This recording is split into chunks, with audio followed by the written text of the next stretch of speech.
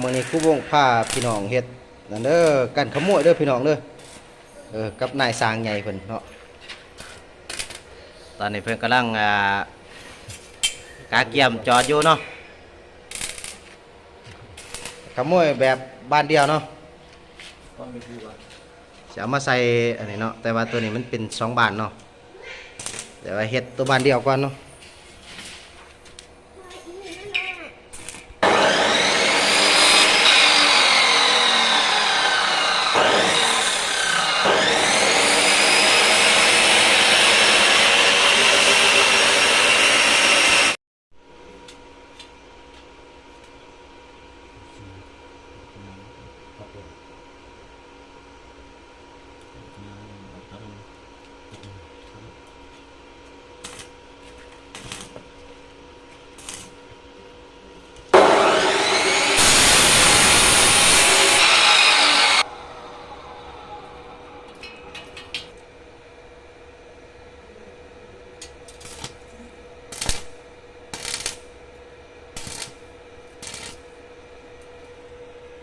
ไปเลย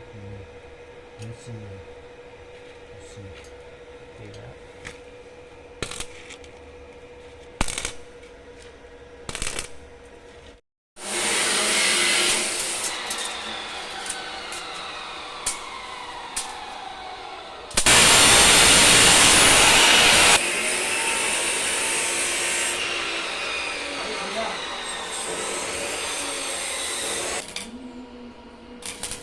สมบูรณ์นะพี่น้องสมบูรณ์นะ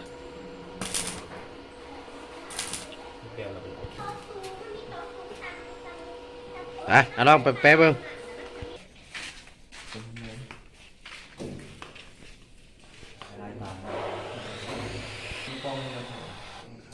อนามัยแอลดีๆมันก็สิฟรีอยู่